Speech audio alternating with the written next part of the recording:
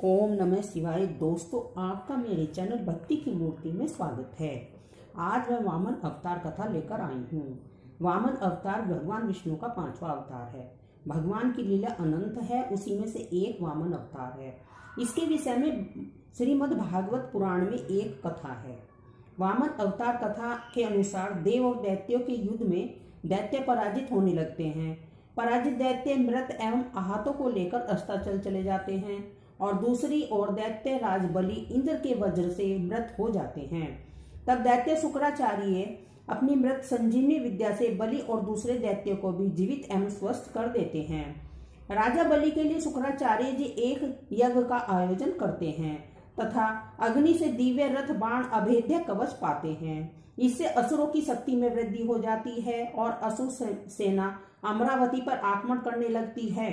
इंद्र को राजा बलि की इच्छा का ज्ञान होता है कि राजा बलि इस 100 यज्ञ पूरे करने के बाद स्वर्ग को प्राप्त करने में सक्षम हो जाएंगे।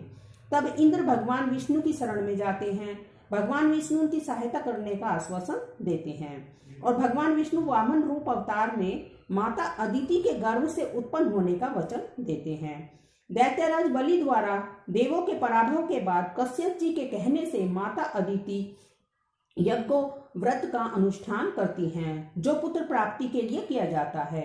तब भाद्र मास की शुक्ल पक्ष की द्वादशी के दिन माता अदिति के गर्भ से प्रकट हो अवतार लेते हैं तथा ब्रह्मचारी ब्राह्मण का रूप धारण करते हैं।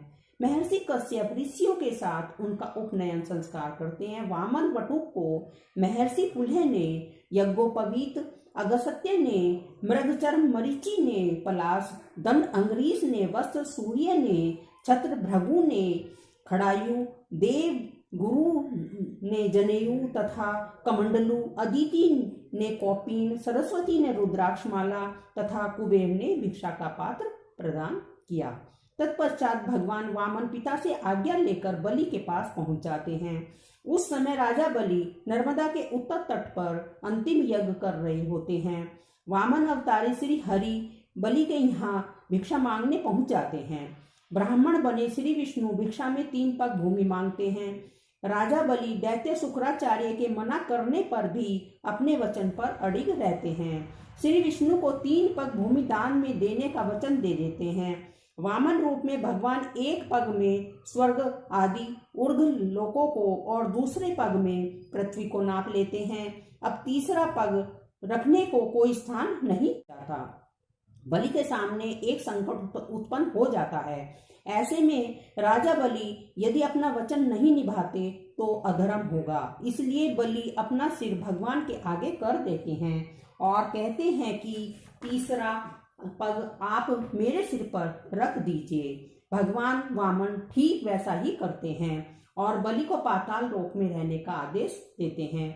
बलि सहर्ष भगवान की आयु को शिरोधार्य करता है।